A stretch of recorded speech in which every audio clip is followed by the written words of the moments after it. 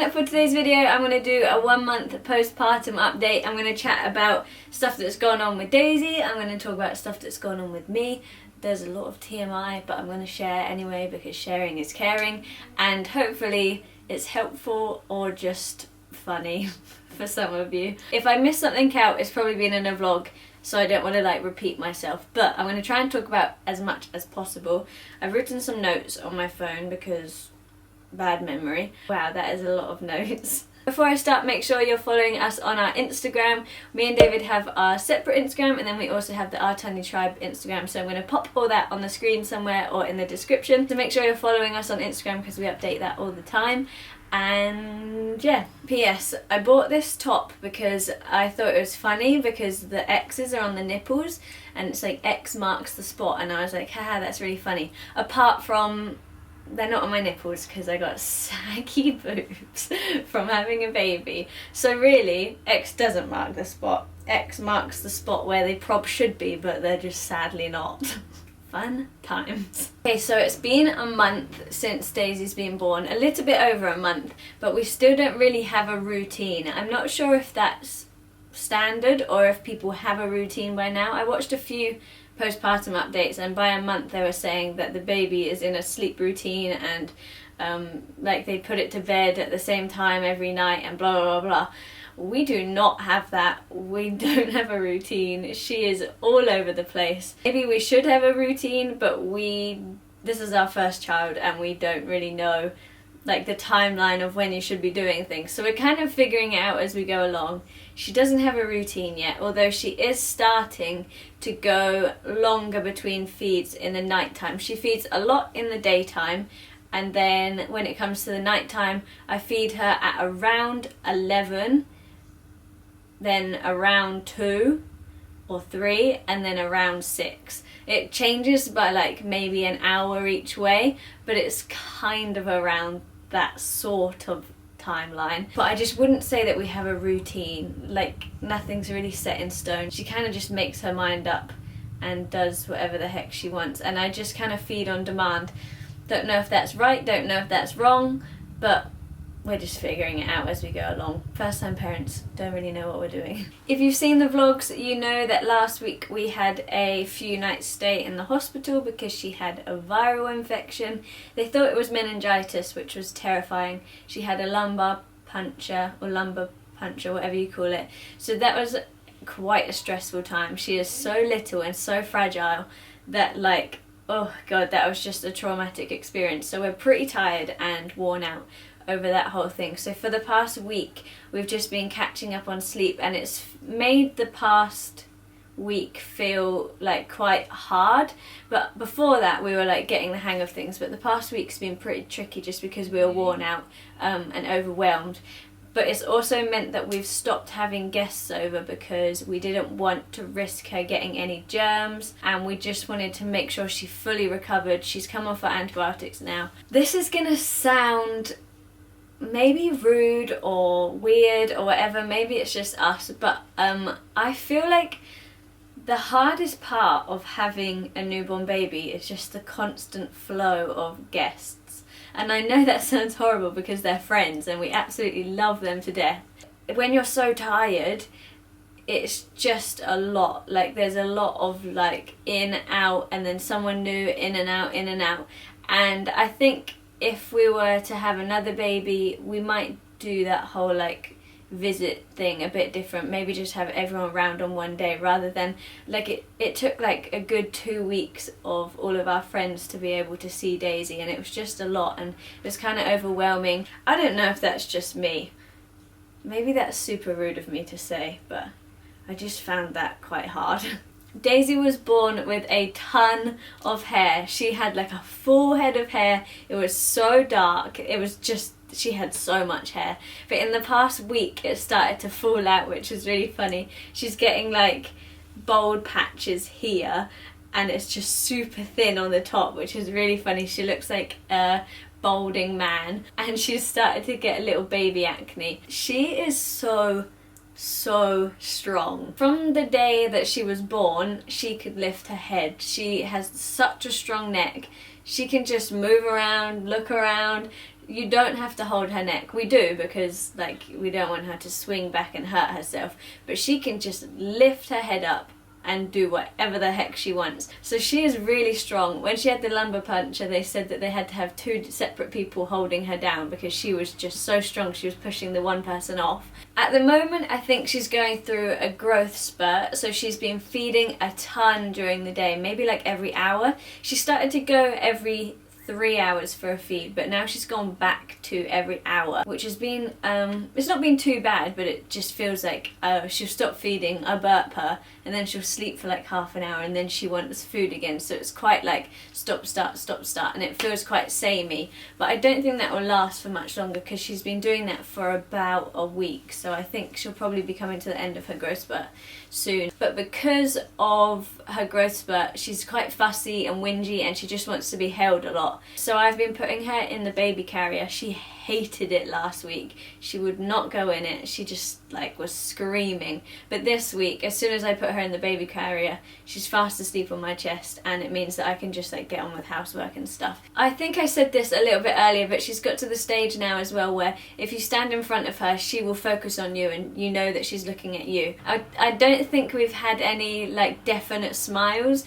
They're mostly just like fart smiles, but they are the cutest thing ever.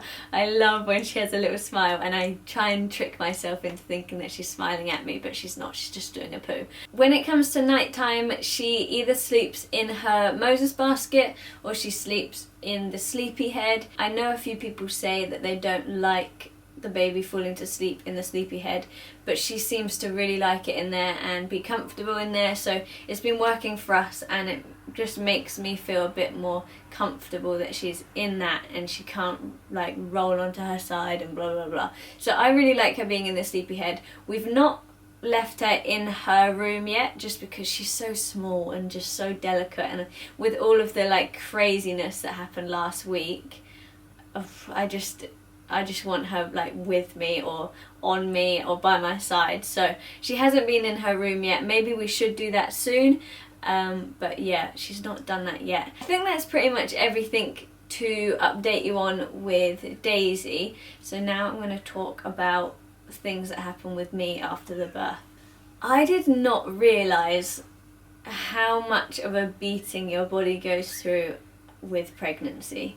I mean, I knew like it's pretty traumatic because you're pushing something out of your body that is relatively big, but I just didn't realise the things that happen afterwards, and I found the first 2 weeks of recovery really hard. I don't know if the things that I experienced were like the typical things, but I don't feel like I've ever heard people like talk that much about the afterbirth stuff. So I had stitches because I got an whatever that thing is where they cut you.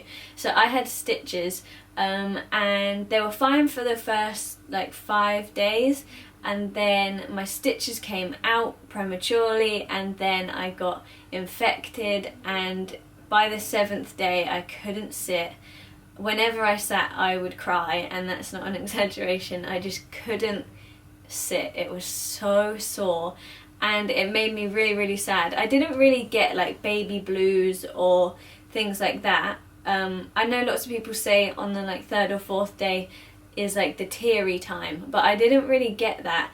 I just cried a lot when my stitches came out and I got infected, because I felt like I couldn't give my full attention to Daisy. I felt like I was so consumed in like the pain of my stitches that I couldn't give everything to her. So then I got really upset that I like wasn't giving her my full attention. So that made me quite teary, and that was around like 7 days. But then I went on antibiotics for like 4 or 5 days, and after that things were a little bit better. The next thing that happened is just super gross, but I feel like I've talked about gross things on this channel during the whole pregnancy, so I'm going to share it anyway. What happened is, because I pushed for so long during the labour, I stretched all of my muscles in my bum, and so for the first week and a half I did not know when I needed to poo. It was disgusting, it was horrible, and just super embarrassing. I pooped my pants every single day for a good 8 days. It was just the worst. And I don't know if that happens to a lot of people or if it was just because my labour was so long. Luckily I could wee and I didn't lose control of my bladder. I just fully lost control of my bowels, and yeah, that was one of the worst bits because it's so embarrassing. You shouldn't poop your pants at 24 years old, but I was doing it every day.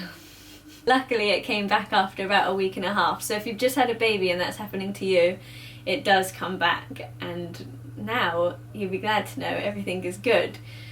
But wow, my boobs are giant.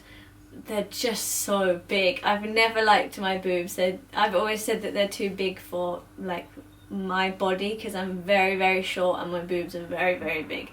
So since they've been filled with milk, they're even bigger. So I wouldn't say I'm enjoying that, but again, like, they're feeding my baby, so like I can't really complain. It's pretty amazing how clever they are. When it comes to night times, David has been banned from being around Daisy because he is a very big worrier. He's always been a big worrier, and he just kind of goes into panic mode when it goes to bedtime. Every time Daisy falls to sleep, he'll give it like 10 minutes of her sleeping, and then he thinks that she's not breathing. So he wakes her up, and then she wakes up, and then it takes her ages to get back to sleep. And then she'll get back to sleep, and then he thinks she's not breathing again, so he'll wake her up again. It's just a vicious circle. He just loves her so much that he just is super worried that she's not breathing. So he just keeps on disturbing her. So it's got to the point where I'm like, okay, you sleep downstairs, I sleep upstairs, she sleeps in my room, and he stays downstairs with Tilly, which is our dog. Daisy needs feeding, so I'm going to be super quick. But yeah, so she stays in like the room with me at the minute because it's just easier. It's really sweet that he's so nervous, but it just means that she doesn't get a very good rest. Last thing I wanted to quickly talk about was the fact that Daisy settles a lot quicker with David than she does with me. I think normally it's the opposite, but for some reason, like, I'll be holding her, she'll be crying, and I'll be trying to rock her back to sleep for a good like 40 minutes, and it will not work. And then the second I pass her to David, she's fast asleep. She just finds him so comforting, and like as soon as he sings to her, she is straight to sleep. I think it might be because she can smell my milk, and that means that like she can't get to sleep very quickly. I don't know if that happens to a lot of mums, but for some reason when she's on me, she's very grizzly, and when she goes to him, she's just out like a light. Sometimes I can calm her, and it has got better in the past week, but when she was first born, if she was crying, then I would have to give her to David because suddenly she would just fall asleep, and she would not do that with me. As for my mood, everything is good. I felt really positive since the whole stitches, pooping, and once that was out of the way, I felt super positive. I'm not that tired. I think we got lucky with a peaceful baby, and I'm just enjoying every second of it. I love watching her grow. I love watching each day something new happens, and I am just so obsessed with being a mum. It is my favourite thing I've ever done. I have always wanted to be a mum, so the fact that I was able to is just amazing. A year and a half ago we got told that I wouldn't be able to have children, so the fact that Daisy is here and I'm a mum is just like the best thing that's ever happened to me, apart from finding David, obviously. Those two are like joint. I am loving every second of it, and this month has been great. Hopefully the next few months are as fun and as enjoyable. I'm sure they will be, and I'll keep updating you. I probably won't do like weekly updates, but I might do monthly updates. So if you want to see more, then leave us a comment, and I will film like a 2-month update, or maybe a 6-week update or something like that. So let me know if that's something that you want to see. And yeah, thank you so much for watching this video. Hopefully it wasn't too long. I feel like I've been chatting for a long time, but I've got to go because Daisy needs feeding. I love you guys, thank you for watching, and yeah, I'll see you soon. Bye.